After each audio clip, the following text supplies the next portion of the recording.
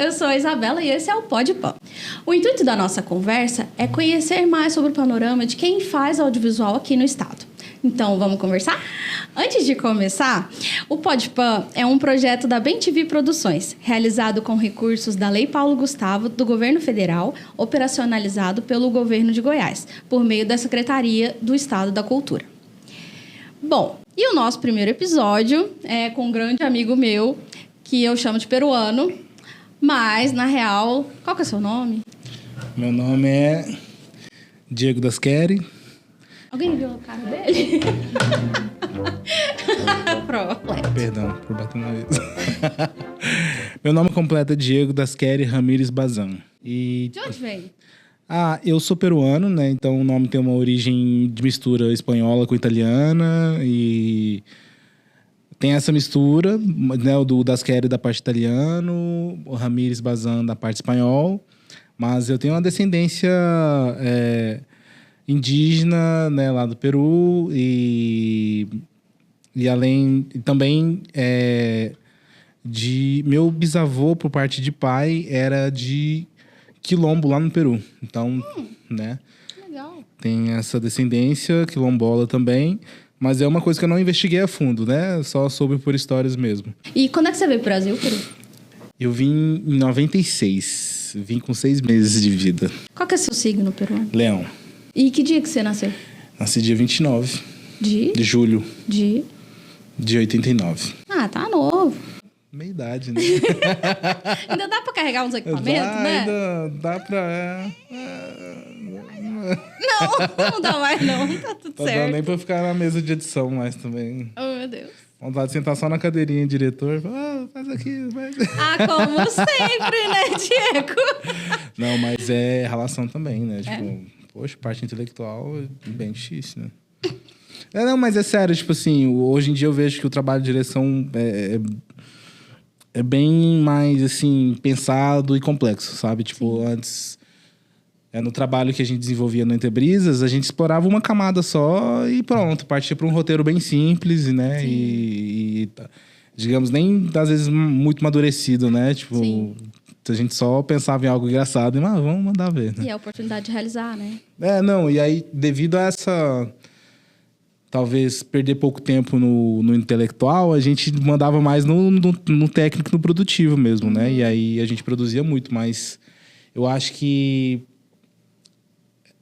depois, quando você amadurece a parte técnica, e aí você começa a sentir falta na questão do desenvolvimento intelectual mesmo, e pensar, tipo assim, nossa, beleza, agora eu tenho uma ferramenta que eu sei trabalhar bem, mas e agora? O que eu vou fazer com isso? Sim. Sabe? E aí...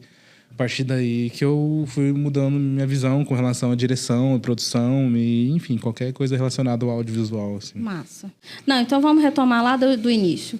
Você lembra quando é que a gente conheceu? A gente se conheceu no curso da Rosa Berardo, na UFG, que você estava dando aula junto com ela.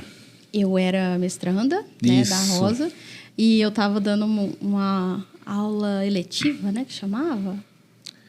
Daquelas que fazia por fora, né? Da base curricular. Eu não vou lembrar exatamente. Mas eu sei que era de animação e era fora da minha grade comum, né? Isso fora da grade comum. E aí, como que chamava? Núcleo Livre, que o pessoal chamava. Núcleo Livre, curso da UFG. Que curso que você fazia lá no UFG? Publicidade e propaganda. Como é que você escolheu publicidade e propaganda? Eu gostava de desenhar. Eu mexia... Antes de entrar na faculdade, eu aprendi a mexer com web designer, sabe? Tipo assim, então mexia com Flash, fazia animação em Flash. Isso antes de entrar na faculdade. Então, eu gostava dessa parte tecnológica e midiática mesmo, né? E audiovisual e tal. Aí minha mãe uma vez jogou a ideia na minha cabeça. Você é criativo, faz publicidade. E aquilo grudou na mente, né? E, tipo assim, ficou que nem um chiclete. Sim. E aí eu falei, vou fazer isso mesmo. Minha mãe falou, porque eu não tinha noção, na verdade. Eu acho que a gente que entra na faculdade muito novo não tem muita noção do que a gente está escolhendo e tal. Pensa assim, eu tenho afinidade com essa coisa, então eu vou fazer isso aqui. Você já tocava instrumento? Já, eu pensei até em fazer música antes de fazer publicidade. E aí só que depois eu fiquei pensando na parte financeira e tal. Publicidade tá tudo certo. Não. Mas na época, em publicidade, porque eu pensei que eu poderia trabalhar... na verdade, eu prestei para audiovisual na UEG, não passei. E aí, publicidade, eu falei, publicidade também me leva para esse ramo. Aí eu pensei nisso, na verdade, porque eu queria trabalhar com audiovisual. Tanto é que a matéria que eu mais gostei na faculdade, quando eu entrei na grade, eu acho que no primeiro ano era audiovisual. Tá. E, tipo assim, nossa, gostei demais. Já peguei numa câmera que era gravada em mini DV. E aí, na UFG, você tinha aquele aparelho que fazia a conversão. Tá. E aí era aquele iMac bem antigo mesmo. Tinha lá uns monitores coloridos ainda, de tubo, assim. Nossa, bem antigão. Mas servia pra fazer o conteúdo e tal. E eu editei daquela forma, assim... Eu acho que foi a última vez que eu editei, foi a primeira vez que eu editei na faculdade. Que eu editei analogicamente, né? Mas depois disso foi só no Movie Maker, né? Nessas coisas, nesses aplicativos que já nativos, né? Do Windows, do Mac e tal. E eu acho que o meu TDAH me levou para outro rumo. O que a gente estava falando mesmo? E aí, quando eu me formei, eu vi que, tipo assim, realmente, eu podia transitar por várias áreas, né? E o audiovisual foi uma delas que... Você entrou em qual ano na universidade? Eu entrei em 2018. Você entrou em 2018? Ou você saiu em 2018? Perdão, 2008. 2008. Tá bom. O lapso temporal aqui. Foi um lapso de 10 anos, tá tudo certo. 2008, aí eu formei em 2012. O primeiro filme foi Remédios. Era a história de uma acumuladora. Aí depois, com você, foi a doença de Fabrício, foi lá em Goiás, foi muito massa, foi bem legal. Eu fui logger. Assim, era meu primeiro filme, eu tava me divertindo horrores, então eu fazia de tudo, na verdade. E, nossa, em outra cidade, foi muito massa. E aí depois, o que a gente fez? Seguindo, com a Rosa ainda. A Rosa Berardo ainda, a gente fez o seu curta, né? Não? Nossa, eu esqueci esse. Não, a gente teve a campanha eleitoral.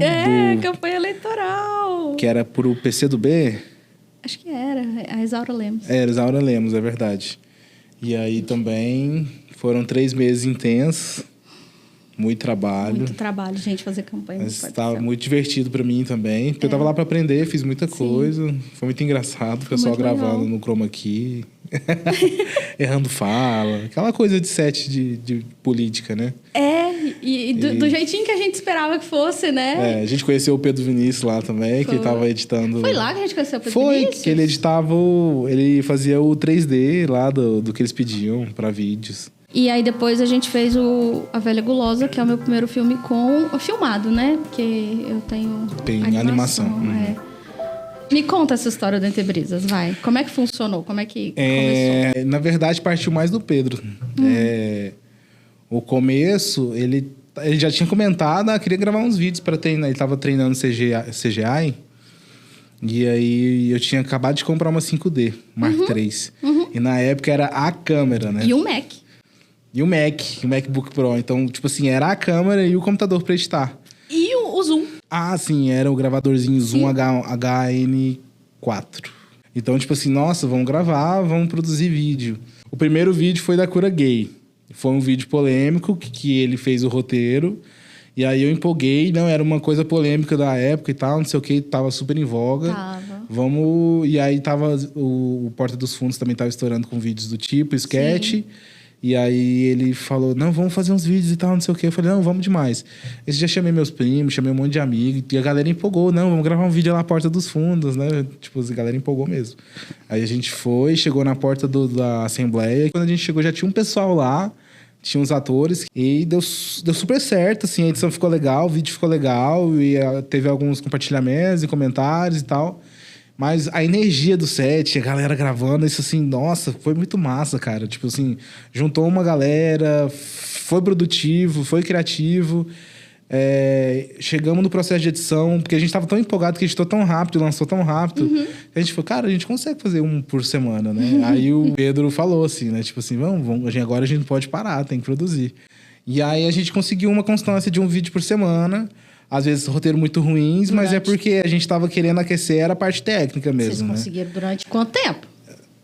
Eu acho que até 2019 a gente tava fazendo vídeo, só que teve alguns hiatos, né? Teve umas pausas aí. E ninguém é de ferro, né? Mas vocês começaram, o Entre Brisas começou em 2013. Julho de 2013. Em dezembro, acho que novembro ou dezembro, a gente fez um vídeo chamado Motel. Que aí, você tava na produção? Eu odiei. Você lembra o local? Oh, claro! Era um motel que tinha rato, passava... Você lembra? Nossa! Tipo assim, nossa, era muito sujo aquele motel. Nem lembro onde que era. Mas é o único motel que topou. Era saída pra Rio Verde, não era? Era saída pra Rio Verde. Era o único motel. Eu esqueci. Mas, enfim. Não, eu podia ter falseado numa casa, né? Com a janelinha de banheiro de alguém, não sei. A gente não tinha experiência pra pensar a gente só queria... Não, tem que ser algo parecido com um motel, vamos gravar no motel. A gente não tinha nem direção de arte pra pensar, cara, é só escrever numa parede. Não, por isso que a gente tinha que arranjar um local mais próximo possível do que a gente queria, porque não tinha direção de arte, né? Mas aí tem a situação cômica, que eu não vou dar spoiler, quem quiser assistir depois lá, vai que viraliza de novo. Mas é um vídeo que o pessoal baixou demais... E viralizou no WhatsApp também, sem a nossa logo e tal. Ah, sem a logo? Acho que a gente não colocou marca d'água no vídeo, né? A gente, na época, era inocente. Entendi. E aí o canal continuou até... O canal foi até 2019, que foi o último vídeo que a gente lançou, que chama Despedida. Que foi com a Carol Schmid e outros atores, enfim, maravilhosos, com a Daya também. Mas aí despediu pra valer? Era uma despedida, na verdade. O roteiro chamava despedida, mas eu aproveitei... Porque a premissa do roteiro, o contexto, era de uma despedida que uma pessoa que queria ir embora, só que a dona da casa... Sabe aquelas pessoas que não deixam a pessoa ir embora e começa com outro assunto, não sei o quê? Era esse a premissa do roteiro. Qual foi o vídeo mais difícil que você fez no Entre Brisas? Achei desafiador e que não me deu dor de cabeça, na verdade. Eu achei prazeroso, mas que demandou mais de um dia e a gente previu só um dia e acabou precisando de outro dia... foi o Aprendendo a Dirigir, com o Kleber Alves. Você tava na produção, né? Até meu irmão tava nesse dia ajudando. Nossa. E aí meu irmão, tipo assim, ficava sentado ele fazia o som direto. E aí ele ficava sentado, às vezes, no banco de trás do carro, esperando começar. E demorava tanto que ele tirava uma soneca e ele dormia. Aí eu brigava com ele. Ô, Jair, você tá aqui, velho? É coisa séria, cara. Pode dormir. Ele grilou comigo. Ele nunca mais quis trabalhar comigo. Mas, assim, eu sei que a falta de experiência e a ansiedade atrapalha muito, sabe? Nesses processos. Mas era tão legal. Era cansativo e não tinha incentivo, né? Tipo... Você já chegou a ganhar dinheiro com Entre Brisas? Então, o Google pagou algumas vezes, tipo, em dólar, que, tipo assim, $100 davam, tipo, R$500. Aí, os R$500 a gente convertia pra produção. Pagava comida e telefone, pra quem gastava o telefone. Dinheiro a gente ganhou quando fazia comercial, uma agência chamava a gente. Que foi raríssimo. O Entre Brisas foi finalista do prêmio Jaime Câmara. Com a campanha que a gente fez pra Prime Tech. Ah, que legal! E a gente foi finalista no prêmio também Profissionais do Ano da Rede Globo, em 2016. Então a gente ganhava com esses vídeos que a gente fazia de campanha publicitária também. Sim. Aí toda a equipe ganhava, né? Porque quem produzia era toda a equipe, que é do Entre Brisas e tal. Uma diária normal, né? Isso, uma diária normal e tal. Mas a gente nunca chegou a lucrar mesmo com o Google ou com o YouTube em si, sabe? Eu passei por uma fase muito pesada da depressão, né? Que eu tive alguns problemas de saúde e tal. E grande parte dessa depressão era o excesso de informação. Tá. E aí, por exemplo, com o Instagram, ele sem ter ainda o Reels. Sim. Sabe? Só com o Story, com o feed, eu já fiquei mal. Tive burnout. Caraca. E aí eu tive burnout. Por isso que o último vídeo foi uma despedida. Porque depois disso eu tive uma crise de burnout muito forte. E aí descobri o problema de saúde que eu tive, né? Tá. E aí eu não conseguia ver nada no YouTube mais. Tá. Nem no YouTube? Nem no YouTube. Parei, assim, total. É um cuidado que eu só percebi tardiamente, assim, sabe? Acho que todo profissional da área do audiovisual tem que ter. Sim. Porque se a gente não se policiar, se a gente absorver muita informação além do que a gente pode, dormir mal, comer mal, a gente vai chegar uma hora que vai se esgotar e não vai querer nem consumir mais aquele tipo de conteúdo que a gente consome para poder trabalhar. Sim. E isso é um perigo, porque se a gente não consegue acessar essas informações mais por um trauma que a gente cria na gente mesmo, a gente vai perder o nosso ganha-pão, né? Tipo, E a vontade, né? Eu passei muito tempo sem ver os vídeos do Entre Brisas e qualquer vídeo relacionado à Porta dos Fundos e tal, porque eu não conseguia. Sim. Passei uns 3 anos sem ver. Aí no 4º ano eu consegui abrir alguns conteúdos e tal, mas não me instigava mais aquela vontade que antes eu tinha aquela energia de produzir e tal, sabe? É bem sério isso. Sim. Gera um pânico, uma crise bem E hoje, o que pesada. você faz pra ter essa limpeza mental, assim? Eu tento consumir menos conteúdo, por isso que eu evito o TikTok. Tá. Às vezes não é impossível, porque meu pai e minha mãe amam, né? Tipo assim, ficam vendo, eu acho que o dia todo. Mentira, Sério? nem o dia todo, não. Eles Eles te só mandam divertem, vídeo? mas eles me mandam. Uhum. Mas assim, eu acho que hoje em dia, essa coisa de mandar vídeo de alguma rede social pra uma pessoa que você gosta, é o jeito que a gente mantém as conexões hoje em dia, sabe? E aí, às vezes eu vejo e não tem como escapar. Eu me perco no feed, né? Vendo assim. Mas é raro, eu não perco muito tempo. Não, tento evitar ao máximo. Se alimentar bem, óbvio. E agora, exercício físico é algo que eu Você tá fazendo? que eu não tô fazendo. Mas que eu tentei no começo do ano e vou tentar nesse começo de novo semestre aí, vai dar certo. Eu tentei mês passado. Deu certo? Não! Como é que faz? Ainda mais você que é mãe. Eu fiz 2 semanas de É pilates. difícil, é mas não difícil. consegui. Nossa. Tá, e seus pais moram em Anápolis. Moro em Anápolis. Eles são peruanos. São peruanos. Seu pai é o quê? Meu pai é professor na Faculdade de Engenharia de Alimentos da Universidade Estadual de Goiás, em Sua Anápolis. Minha mãe é cabeleireira aposentada. Que legal. Gente, eu sou bem aleatória, deu pra entender, né? Mas é porque eu sou assim. É pra entender quem é você. Não, claro. Todo o contexto, Claro. Eu gosto. Eu sou filha de psicólogo, então Ah, caraca. não tem condição. Isso daqui vai ser uma tese, né? Inclusive, todo diálogo vai ser legendado e vai pro blog, porque Massa. muita gente pesquisa sobre a gente, né? E aí, muita gente pesquisa sobre canais que já foram goianos, né? Muita gente da UEG pesquisa. E aí, é um jeito de chegar até você e tal. Então, a gente vai divulgar no blog que agora virou site, porque o negócio tá crescendo. Que massa. Do podcast. Massa. Inclusive, me conta, você gosta muito de atuar? Eu acho que eu mais gostava de aparecer do que de atuar, na verdade, porque... Leonino! Porque, na verdade, eu achava gostoso estar naquele ambiente, me divertindo com aquelas pessoas, sabe? Então, a atuação me levava nesse como se diz... Nesse aconchego que eu procurava, né? E me sentia muito acolhido, sabe? Nessa brincadeira de atuação e tal.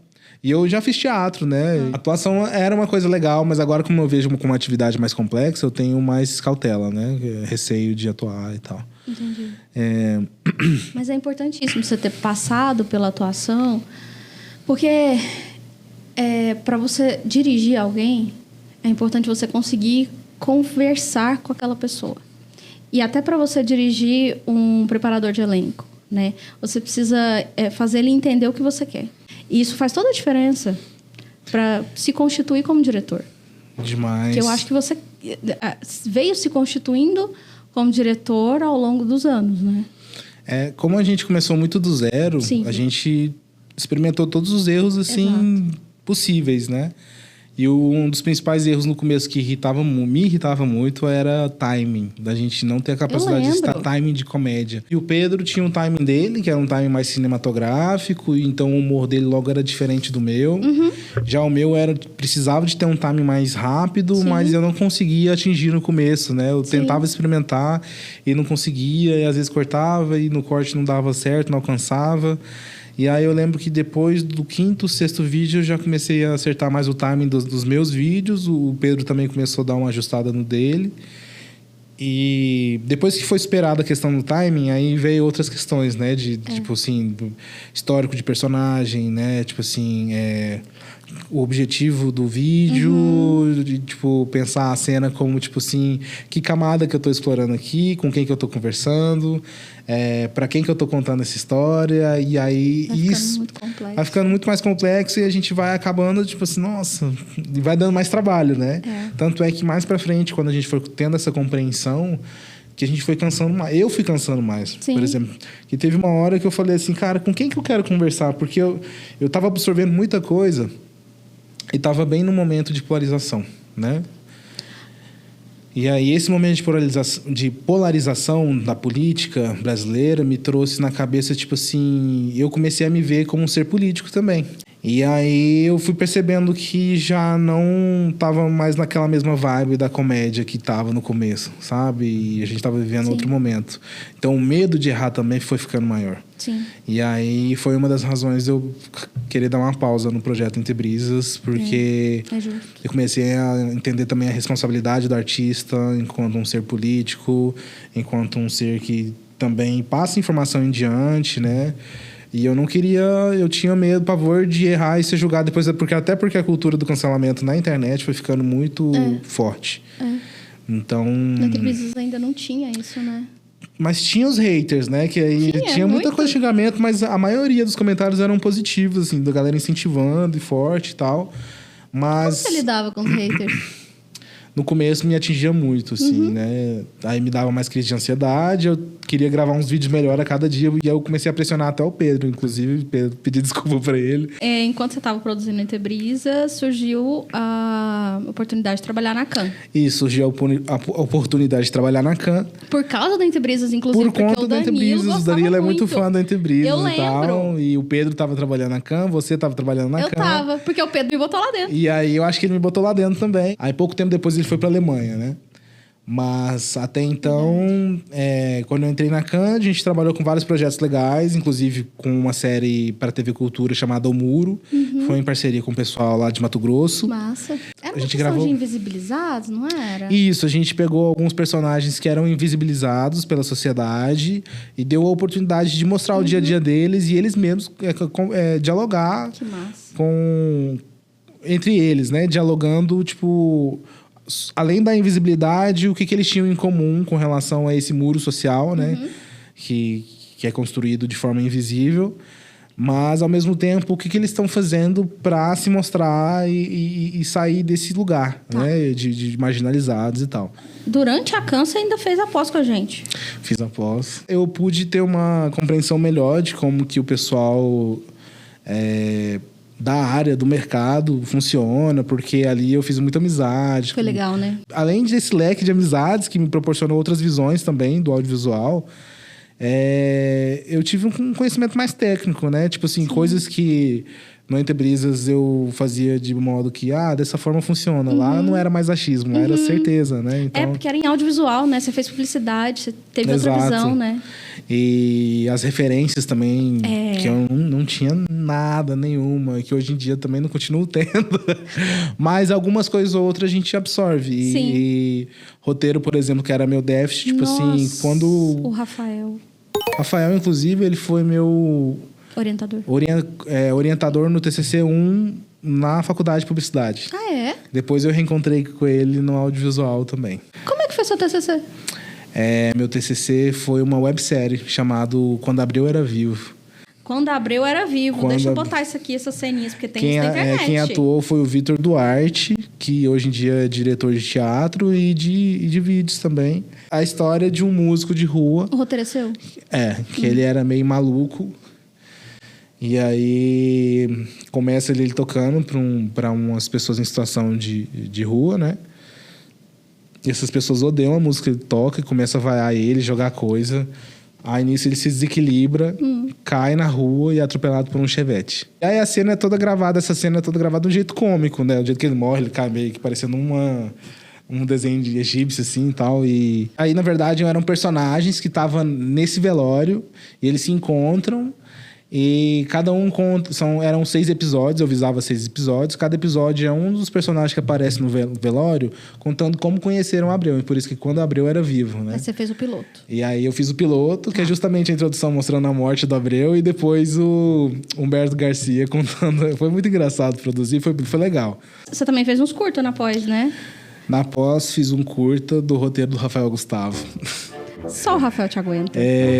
Não, o Rafael é um querido. Rafael é um cara que mais me aguentou nessa vida. E o Rafael fez o roteiro, né? Terapia. Era a história de uma terapeuta que era muito ligado ao trabalho, workaholic. Mas, na verdade, o filme era mais focado sobre assim, o quão também o trabalho intenso da terapeuta cegava ela para outras coisas da vida dela, né? Por exemplo, relacionamento. Sim. E essa parte que ela não se ocupava, né? Que ela não tinha... E aquilo cegou para perceber que, na verdade, aquilo era um sintoma da cliente dela. Então, logo ela percebeu que ela também não estava bem para tratar outras pessoas, né? A moral final do filme era essa. Mas eu acho que como uma primeira experiência mais séria em questão cinematográfica, eu avaliando, então as escolhas que eu faria hoje não seriam as mesmas, Sim. até com relação a tudo, luz, câmera, ambiente, seria tudo diferente. Enquadramentos, planos. Uhum. Hoje em dia... Não, e... Outra vez eu fiz um outro trabalho que é uma camada única, simples, né? Não tem uma complexidade e tal. Isso que eu tô te falando é que o filme deveria ser, mas na experiência final não é isso que o filme consegue passar de fato, assim. Ele se aproxima, mas não era o ideal, assim. Sim. Mas foi uma experiência bem bacana. Foi o primeiro trabalho mais cinematográfico que eu fiz e tal, que fugiu de sketch, que não tinha um formato de sketch. E com uma equipe mais... densa, talvez, né? Com mais uma seriedade, né? Porque era uma coisa acadêmica e tal. Mas aí, depois dessa formação, eu estava trabalhando muito com publicidade também. Tá. Aí cheguei a fazer muito material publicitário. Tá. E aí é uma área que eu gostava muito, porque você tinha que ser criativo, você tinha que colocar coisas para fora ali, colocar a sua energia na criatividade, na produção. E era um trabalho que você desenvolvia num dia de produção, e depois você editava uma semana e já entregava e já se livrava daquilo, né? É isso que você gosta, publicidade? Na verdade, o que eu gostava era da dinâmica, né? Mas eu confesso que eu prefiro perder mais tempo em um material roteirizado, pensado, em algo mais ficcional. Tá. Hoje em dia, o documentário tem me atraído muito também, graças ao trabalho que eu desenvolvo na Defensoria Pública. Mas aí, me conta, como é que foi essa adaptação? Entrou lá e foi tranquilo? Na Defensoria? Na Defensoria. Como é que foi? Na Defensoria Pública, eu entrei em 2020, em fevereiro. Que é terceirizado, não é? Não, eu virei servidor comissionado. Tá. Lá. Entrei em 2020 e ocupei uma vaga... até então nova, porque era de um videomaker, não tinha essa área lá. Então, eu meio que fui pioneiro no quesito. Aliás, tinham pessoas que desenvolviam vídeos lá, mas um técnico específico que pense audiovisual mesmo, assim, de fato, eu acho que não tinha. Sim. E aí eu entrei já com esse olhar mais TV e mais redes sociais também. Sim. Graças ao trabalho que eu desenvolvi na Entebrisas e tal. A questão do timing era muito importante. Mas, ao mesmo tempo, eu me peguei fazendo vídeos que eu não tinha muito costume de fazer, que eram vídeos institucionais. Longos? Como era? Longos. De entrevista? De mostrar como era cada órgão, departamento da Defensoria Pública, né? Você gostou? Funcionando. No começo, na verdade, foi muito difícil entender, porque a área do direito era uma área que eu tinha explorado pouco. Nossa, né? Então, difícil. tive que ler muita coisa relacionada à Defensoria Pública, como funcionavam os serviços, quem que era o público-chave, né, da Defensoria, as autoridades com quem eu ia me relacionar, né? Defensor Público Geral, corregedor, ouvidoria. É mesmo, né? Tem toda essa formalidade. Tem todas essas formalidades, então... pensar o audiovisual dentro da Defensoria Pública tem essa coisa de pensar dentro de um limite de possibilidades, né? É uma instituição, né? Exatamente, é uma instituição pública, então a gente tem que ter muito cuidado também, porque é uma instituição democrática, né? Tipo assim, é aberto a todo tipo de pensamento. Óbvio que desde que esse pensamento respeite, né, a liberdade e os direitos humanos. Tentar construir o audiovisual da Defensoria de uma forma também que conversasse com o público que seriam os assistidos, mas não só os assistidos. Tem estudante de direito, né, que quer também saber mais sobre os direitos, tanto individuais quanto coletivos. Então, e a Defensoria Pública estava tentando aplicar também, estava tentando na época aplicar também o audiovisual como uma aliada da educação em direitos, né? Então, graças à Tipo EAD, assim? ascensão da divisão de audiovisual, exatamente, a gente começou a desenvolver cursos, né? E aí a Defensoria hoje conta com um AVA, né? Um ambiente de avaliação virtual, que basicamente um trabalho que a gente exerce, né? A gente tem um setor que mexe só com essas videoaulas, né? Desde captação, edição e legenda, acessibilidade também. Uma outra coisa legal que a Defensoria me trouxe também como experiência foi desenvolver esses trabalhos acessibilizados, né, com uma equipe de a Sara Melgaço e o Jorlan Queiroz, que são duas pessoas queridas, inclusive, que trabalham comigo lá na Defensoria e desenvolvem um trabalho de excelência, assim. Produzem janelas de Libras e também trabalham em tradução simultânea em eventos. Que massa. Então, lá você faz eventos, documentários, institucionais. Eventos, assim, a gente cobre os eventos, né? E faz aqueles vídeos de rios mostrando a rotina, o dia a dia e tal. O nosso departamento também trabalha com esses vídeos institucionais mostrando os avanços, né, da instituição. Por exemplo, a Defensoria entregou algumas unidades esse ano, né? Uma nova unidade em Anápolis, uma em Valparaíso e em Lusiânia também. Para cada inauguração é um vídeo contando a história daquela unidade, de como que ela veio, quem que aprovou, como que ela se desenvolveu e o que ela tem de novidade, o que ela apresenta. Entendi. E não só isso, a gente desenvolve também campanhas, né, de conscientização. A última campanha que a gente desenvolveu agora foi a da campanha do dia 18 de maio, Faça Bonito, que é combate do assédio e exploração sexual infantil da criança e do adolescente, né? E a gente construiu uma campanha, gravou com 2 defensores, uma defensora e um defensor, falando dessa questão da adultização das crianças, né?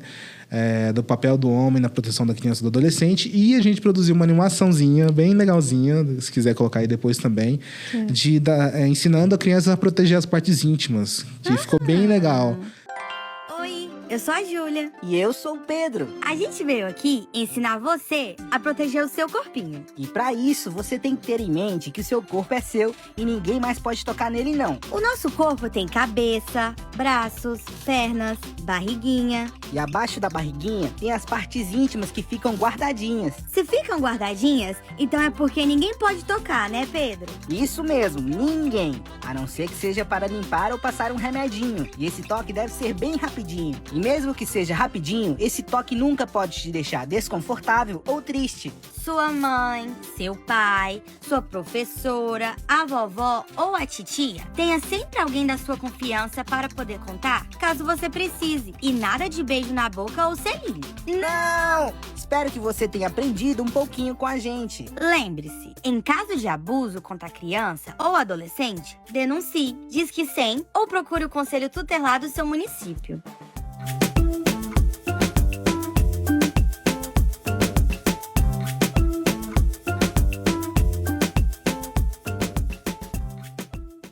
Isso, na Defensoria a gente produz esses conteúdos que às vezes fogem da mesmice, né? Da rotina, daquela coisa do comercial, né?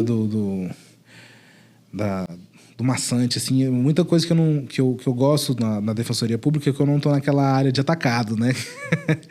Porque produzir vídeo de um dia para o outro, com preços, por exemplo, do comércio, né? Tipo assim, nossa, deve ser... Eu não tenho esse timing.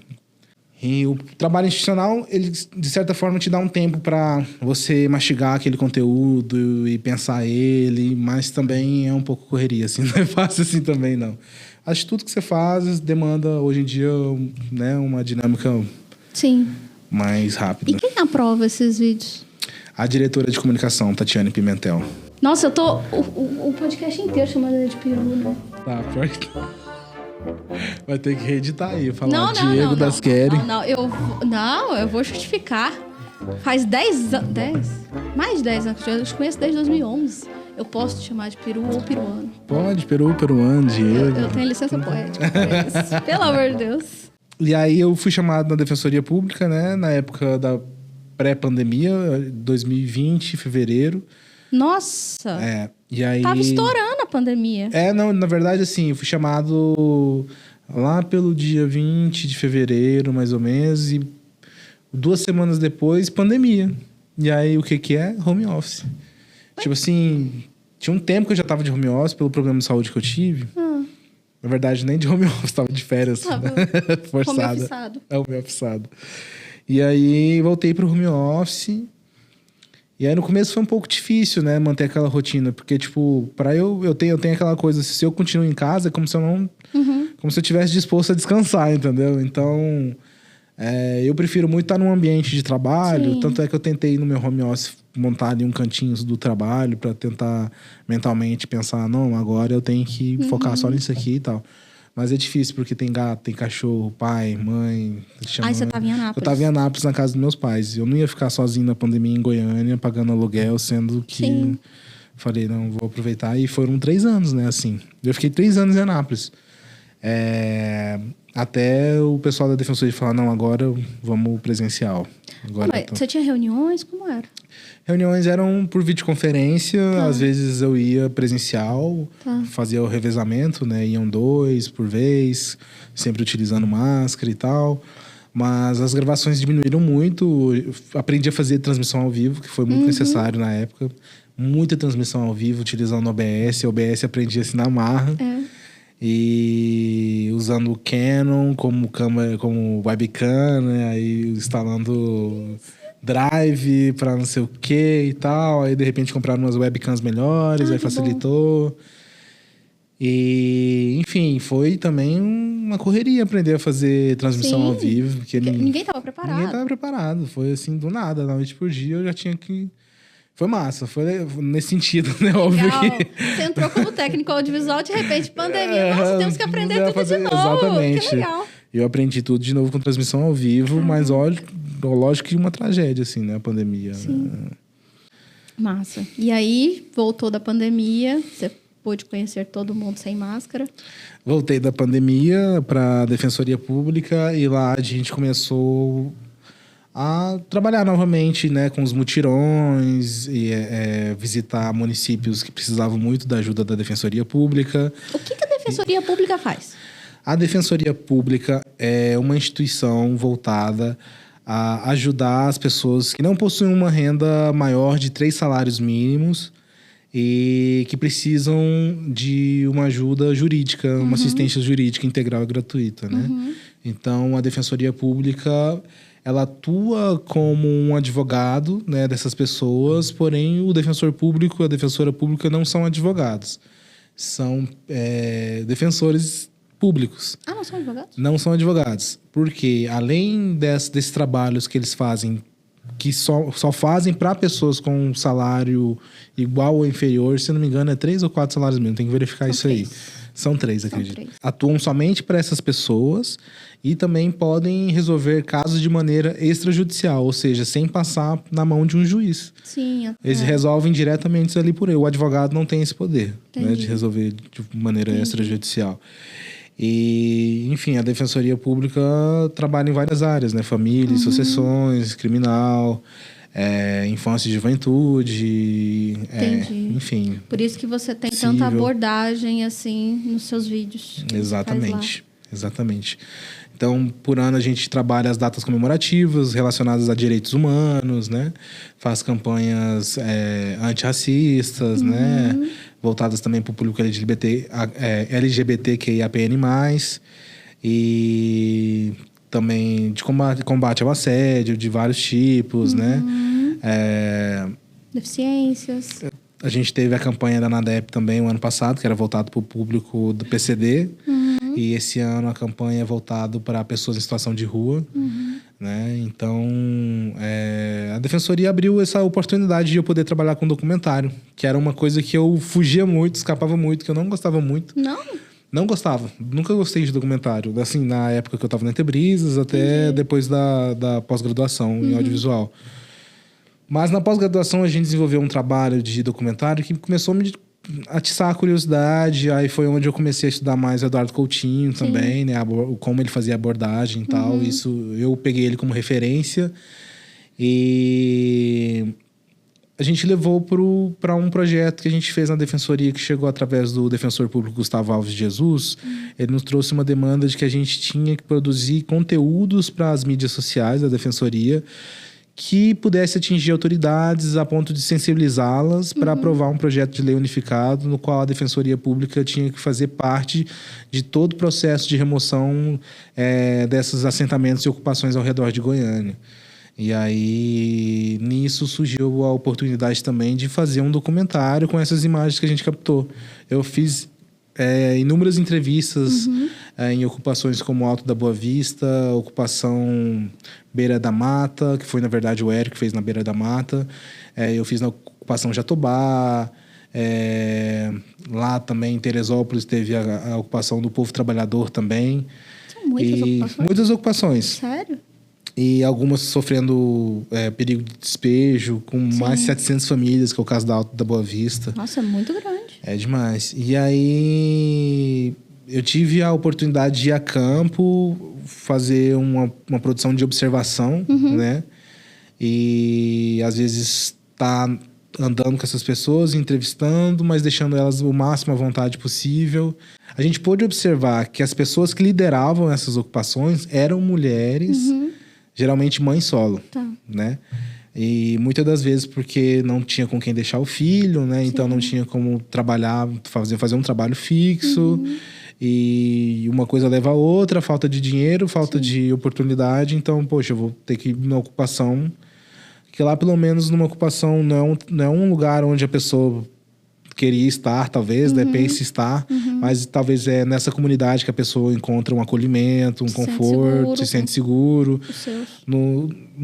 É difícil se sentir seguro numa casinha de lona, de estaca e tal, mas pelo menos você tem essa força coletiva, né? É mais seguro que a rua, né? Isso, mais seguro que a rua. E você vê que as mulheres têm voz de comando ali, né? Dentro da comunidade ali, meio que você vive um matriarcado. É bem interessante isso. Que massa. E quem olha por elas, assim, por essa Então, comunidade? A Defensoria Pública tem sido uma dessas, digamos, dessas... É uma instituição que olha por essas pessoas, mas principalmente os movimentos sociais, né, mais voltados para direitos humanos. E, enfim, porque vem de uma demanda de que, inclusive, dessas pessoas, força policial desnecessária. Inclusive, tinham filmagens, no documentário aparecem filmagens do pessoal derrubando barraca, sabe, fazendo um despejo forçado. E às vezes é final de semana, onde eles não têm a quem recorrer, porque a Defensoria Pública não vai estar funcionando. Sim. Conselho tutelar aberto, nada aberto. Então, tipo assim, pra onde vai essa criança, exatamente. pra onde vai essa mãe, né? Então, não traz dignidade nenhuma para a pessoa fazer remoção no final de semana, né? Ainda mais com força policial. E aí, esse projeto foi aprovado, a Defensoria Pública tem atuado intensamente, né? Nesse viés. Que massa. E esse documentário estreou no FICA. Estreou no FICA do ano passado. Foi bem legal. A gente levou essas mulheres para exibição. Elas se emocionaram muito. Foi bem legal, assim. E elas falaram lá no palco, né, de qual foi a experiência de se ver no telão. Enfim, foi bem bacana. Foi uma experiência muito massa. Acho que eu não falei o nome do documentário, né? Fala. Entre Lonas e Estacas. E vocês vão conseguir ver esse documentário no YouTube da Defensoria Pública, que é a Defensoria Pública Goiás. E as redes sociais da Defensoria Pública também, @Defensoria Pública Goiás, tanto Facebook quanto Instagram. A gente tem também o podcast da Defensoria Pública que chama O Direito é Seu, no Deezer, no Spotify e no Apple Podcast. E o foco é a população em geral, as pessoas que aí tem com as direito. personas, tem os públicos, né? A gente trabalha voltado muito para um público mais que é um público que procura mais o serviço da Defensoria Pública. Mas tem aí acadêmicos de direito, né? Pessoas da autoridade, pessoas da Defensoria Pública, público interno, assistidas e assistidos que estão em busca dos seus direitos ou mais informações de um tipo de serviço. Tem muito ali a comunidade que tem parentes que são internos, né, das casas de prisões provisórias e demais cárceres. Enfim, existe vários nichos ali, né? Dentro das pessoas que acompanham os perfis da Defensoria Pública. E cada um a gente consegue acessar em diferentes canais. Público interno é mais via WhatsApp, né? Acadêmicos a gente consegue atingir muito com o Instagram ou até o YouTube, que a gente faz transmissões de cursos, né? De capacitação. E os assistidos a gente também consegue atingir muito com o Instagram, né? O Reels, né? Principalmente. E daqui pra frente, o que você pensa? Daqui pra frente, quero muito continuar coordenando esses trabalhos de audiovisual dentro da Defensoria Pública. Atualmente eu estou coordenador da divisão de publicidade audiovisual da Defensoria Pública.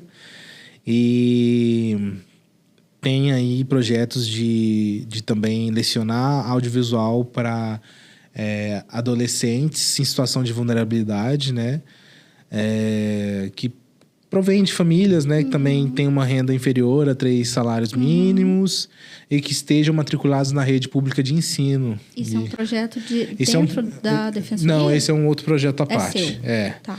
Que, na verdade, é em parceria com o Cartório Social. Tá. E aí, além disso, eu estou escrevendo minhas séries e curta-metragens que eu estou querendo já tirar do papel.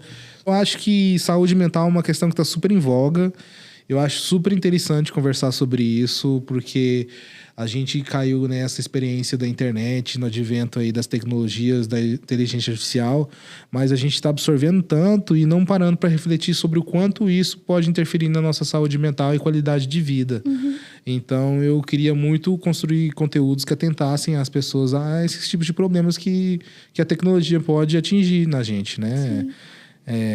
Pode trazer pra gente. Bom, eu acho que por hoje é isso. Então, falamos até do plano de futuro. Parabéns pelo projeto. Acho um projeto muito valioso, muito massa. Dar esse incentivo para os profissionais da área, de Goiânia, inclusive. E fazer desse podcast um portfólio também. Mas eu queria muito te agradecer pela disposição. E a gente vê o quão valioso são os contatos, os relacionamentos, sabe? Que a gente vai construindo ao longo dos anos. E eu acho que isso é o mais poderoso que a gente tem. Acho que você pode terminar perguntando um sonho. Tem um quadro final que eu pensei. O take. Então, vamos lá. Ai, vou destruir meu cenário aqui. Eu quero que você assine seu nomezinho, que legal. favor. O megafone funciona, tá? Só não vai gritar pamonha. Pode assinar onde você quiser, aí do lado. Nossa, dentro. Beleza. Pode ser dentro? Pode. Do jeito que você quiser. Aí todo mundo vai assinar. Nossa, a assinatura mais bonita que ficou. O Dead Set. Dead Set. Dead Set, pra quem não sabe, Dead Set é meu codinome na internet. Então é isso, pode pôr o oferecimento da Lei Paulo Gustavo. Por hoje é só. Hoje a gente teve a participação do Diego, que é um grandíssimo amigo, deu pra perceber, né? Eu não consigo nem chamar de Diego, só de peru e peruano, mas enfim, relevem. Essa é a vida, a gente tá aqui conversando com os amigos. E fiquem aí, logo logo vai ter outro podcast na semana que vem. Até mais. Até mais. Tchau, tchau. E corta! Peraí. Tá gravando ainda? Corta! Aê!